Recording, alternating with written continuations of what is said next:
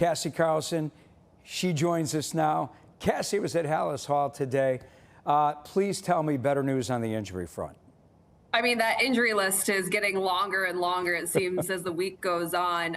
The good news is Grady Jarrett was back in a limited fashion. DeAndre Swift also practiced in a limited fashion. So those are the two new ones. I think people are going to start talking about the fact that Karan Amagaji, who has a healthy scratch, suddenly has an elbow injury.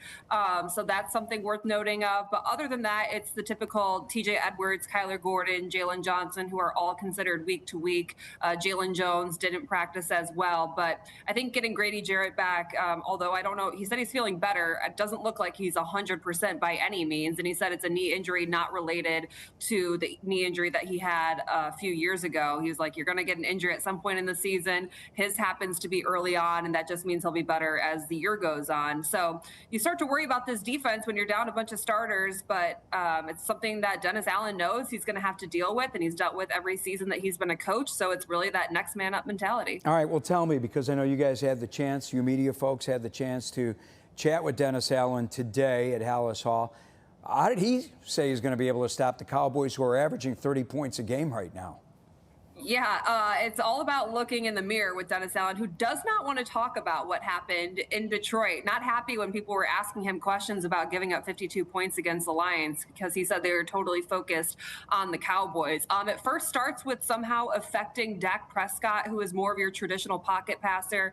And we know that he's fifth in passing yards through the first 2 weeks, and that he's really good at managing the game and getting the ball to his playmakers, specifically CeeDee Lamb and George Pickens. And they also have the run game going as well. So finding some way to get a pass rush, which is seemingly the question that everyone is going to be asking the Bears until they can hit home and get to the quarterback, because they have a 20.8 pressure rate right now, which ranks towards the bottom of the NFL. And that's just not going to allow this defense, who's already down a ton of starters, to bode well against some of these quarterbacks who are more experienced. And back to what Ben Johnson said yesterday about Dak Prescott, the way he uses cadence to manipulate defenses and his eyes to fake out defenses can be tricky for them. So it's going to be starting with finding a way to generate a pass rush against Dak Prescott. Hey, former coach Matt Eberflus, Cassie, now runs Dallas's defense. Do you think Flus has a bit of an edge because he knows Caleb's weaknesses?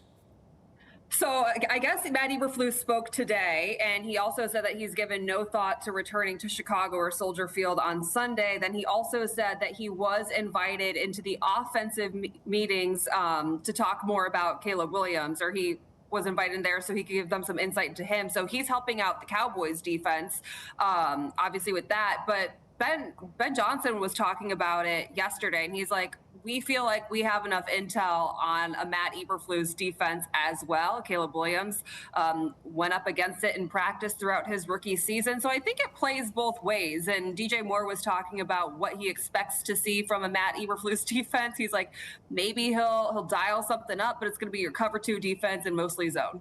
All right, you and I and Big A, Anthony Herron, will have Bears Blitz tomorrow night at 6 o'clock on Fox 32 Chicago. Give me a quick preview. Give me 30 seconds. Well, I think we're going to be following the storyline of Ben Johnson wanting to see championship caliber practice habits. And the reaction that the locker room has had to that is they had what Kevin Byard called a Warrior Wednesday type practice yesterday, where it felt more like that training camp practice they had that went down in infamy, with it being one of the more physical ones people have seen in a handful of years. So just how the team responds, Grady Jarrett keeping receipts about everyone talking bad about the Bears and their 0-2 start. And then I think we'll talk about how this secondary is going to fill the big shoes of losing Pro Bowler Jalen Johnson for what sounds like an extended period of time. Are we going to be talking about a Bears win on Sunday in this shootout? What do you think? We better. I think this is going to be a fun shootout. I heard Jamie just talking about it. I think both these teams are going to be able to put up a lot of points. So I hope the Bears can find a way to get their first win of the season and change the narrative of Bears football in Chicago already. Yeah, let's hope so. It makes both of our jobs so much easier. Great work. Thanks for taking the time. Good work all week long out at Halas Hall, and we'll see you tomorrow on Bears Blitz.